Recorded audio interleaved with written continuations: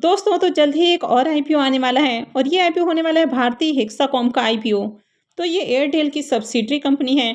तो चले जानते हैं कि आईपीओ कब आने वाला है, क्या इसमें शेयर होल्डर कोटा रहेगा और अगर शेयर होल्डर कोटा रहेगा तो भारतीय एयरटेल के शेयर्स को कब बाई करना है।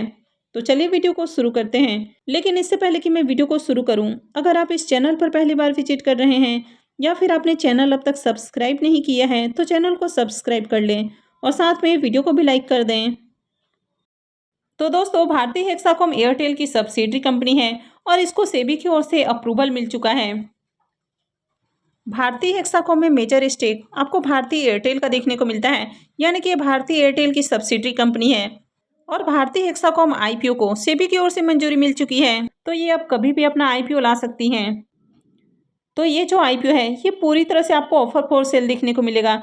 तो यहाँ पर 10 करोड़ इक्विटी शेयर्स आईपीओ के जरिए सेल किए जाएंगे, यानी कि 10 करोड़ इक्विटी शेयर्स का ऑफर फॉर सेल होने वाला है। और ये जो ऑफर फॉर सेल है इनके share holders telecommunication consultant India की ओर से देखने को मिलेगा। तो यहाँ पर कोई भी फ्रेश इशू नहीं रहने वाला है, यानी कि पूरा का पूरा जो आईपीओ है वो ऑफर फॉर सेल होने वाला है। तो ये जो पैसा है, यानी कि जो offer for sale company IPO लेकर आ रही है, तो ये पैसा भारतीय हेक्साकॉम के पास जाते हुए देखने को नहीं मिलेगा। ये पूरा का पूरा पैसा इनके जो आपको शेयर होल्डर देखने को मिल रहे हैं टेलीकम्युनिकेशन कंसल्टेंट इंडिया, तो इनके पास जाने वाला है, यानी कि ये अपनी हिस्सेदारी को सेल कर रहे हैं। तो कंपनी ने 19 जनवरी को सेबी के पास अपना डीआरएच भी फाइल किया था और इन्होंने सेबी को बताया था कि इस कंपनी में जो भारतीय एयरटेल की होल्डिंग है वो 70% आपको देखने को मिल रही है, यानी कि ये इसके प्रमोटर्स हैं और इनकी 70% की होल्डिंग है और जो रेस्ट 30% की होल्डिंग है वो आपको नॉन प्रमोटर्स के पास देखने को मिल रहा है, यानी कि टेलीकम्युनिकेशन कंसल्टेंट इंडिया के पास आपको देखने को मिलता है। तो सेबी ने 11 मार्च को इनके डीआरएसपी के ऊपर एक ऑब्जर्वेशन लेटर जारी किया और इसमें इनको बताया गया कि 1 साल के भीतर ये कभी भी अपना आईपीओ ला सकते हैं, यानी कि एक तरह से सेबी की ओर से इनको क्लियरेंस मिलते हुए देखने को मिला है। भारतीय हेक्साकॉम के बिजनेस को देखें तो ये company mobile services, fixed line telephone, broadband services, तो इस तरह के सर्विसेज ऑफर करती हुई देखने को मिलती है। और ये जो भी सर्विस वगैरह ऑफर करती है ये सारा कुछ आपको एयरटेल के ब्रांड के नाम से ही देखने को मिलता है। तो इनके जो सर्विसेज हैं वो राजस्थान और नॉर्थ ईस्ट इंडिया में देखने को मिलता है।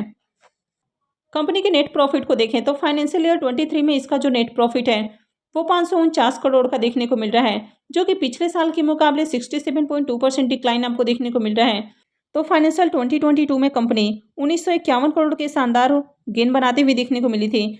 तो यहाँ पर फाइनेंशियल 2022 के मुकाबले 23 में इसके जो प्रॉफिट हैं इसमें गिरावट देखने को मिली है।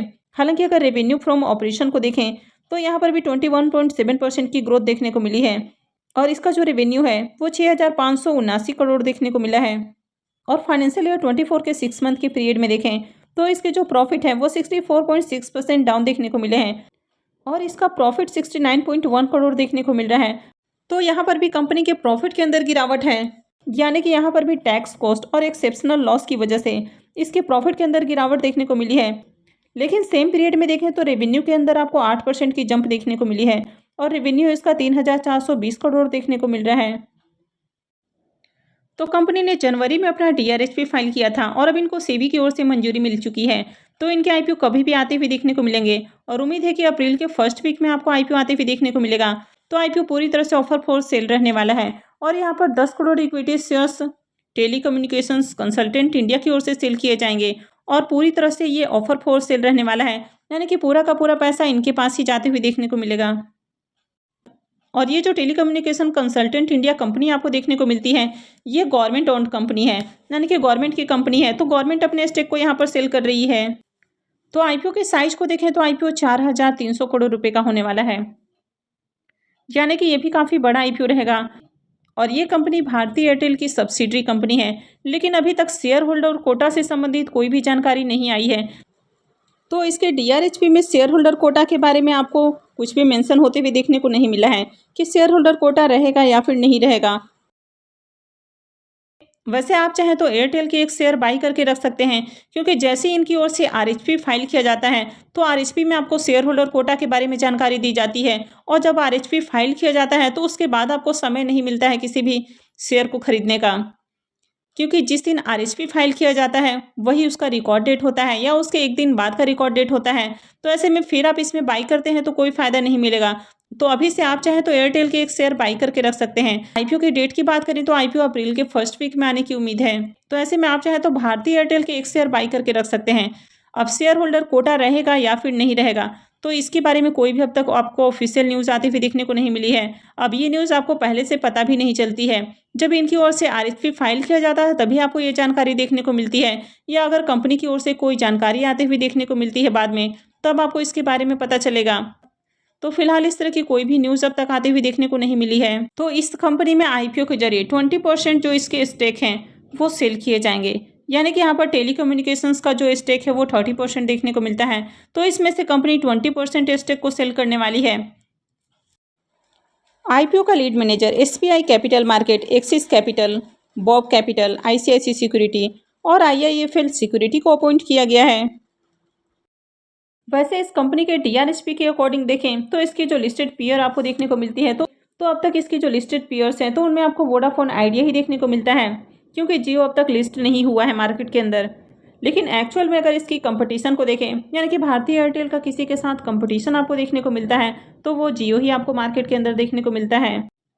तो भारतीय एयरटेल के करेंट प्राइस की बात करें तो अभी इसका करेंट प्राइस 1231 रुपये के ऊपर आपको देखने को मिल रहा है। तो आप अभी से चाहें तो इसके एक शेयर को बाई करके रख सकते हैं। वैसे अगर आगे गिरावट आती है तो भी आप इसमें बाइंग कर सकते हैं। अब जिस तरह उम्मीद की जा रही है कि आईपीओ आपको अप्रैल में आते हुए देखने को मिलेगा, तो उससे पहले आपके पास मौका है, आप चाहें तो अभी से बाई कर सकते हैं। क्योंकि कंपनी को सेबी की ओर से मंजूरी मिल चुकी है, तो कभी भी उनकी ओर से आरएचपी फाइल होगा और जैसे ही आरएचपी फाइल होगा फिर आपको इसके शेयर्स बाई करने का मौका नहीं मिलेगा। हालांकि ये जरूरी नहीं कि आगे शेयर होल्डर कोटा होने ही वाला है, लेकिन अगर होगा तो फिर आपको इसका फायदा मिलते हुए देखने को मिल सकता है। और अगर शेयर होल्डर कोटा नहीं भी होता है तो ये इस तरह की कंपनी है जहां आपको कभी लॉस नहीं होते हुए देखने को मिलेगा। हालांकि अगर आप शॉर्ट टाइम में देखेंगे तो हो सकता है कि आपको लॉस देखने को मिले, लेकिन ओवरऑल अगर आप इसके चार्ट को देखें, जैसे कि आप इसके 1 ईयर के चार्ट को देखें, तो यहाँ पर 62% का रिटर्न देखने को मिल रहा है। वहीं 5 ईयर्स में कंपनी ने 312% से ज़्यादा का रिटर्न बनाकर दिया है। यानी कि ओवरऑल कंपनी आपको ऊपर ऊपर ही जाते हुए देखने को मिल रही है। यानी कि कंपनी के अगर आप चार्ट पैटर्न को देखें तो हायर हाई बनते हुए आपको देखने को मिल रहा है। हालांकि ऐसा नहीं कि बीच बीच में आपको गिरावट देखने को नहीं मिलती है, लेकिन उसके बावजूद देखें तो यहाँ पर इसके जो चार्ट हैं वो आपको ऊपर ही जाते हुए देखने को मिल रहे हैं। तो अगर आप इसके एक शेयर को बाई करके भी रखते हैं तो इससे आपको ज़्यादा लॉस भी नहीं होने वाला है। तो जैसे इनकी ओर से आगे भी कोई भी अनाउंसमेंट आती हुई देखने को मिलती है, यानी कि शेयर होल्डर कोटा से संबंधित या इसके डेट वगैरह अनाउंस होते हैं, तो मैं भी आपको अपडेट कर दूंगी। तो इसके लिए आप चैनल से जुड़े रहें और चैनल को सब्सक्राइब करके रखें, और आप अभी से रेडी रहें इन आईपीओस में अप्लाई करने के लिए। तो अगर आपने वीडियो को अब तक लाइक नहीं किया है तो वीडियो को लाइक कर दें और साथ में चैनल भी सब्सक्राइब कर लें।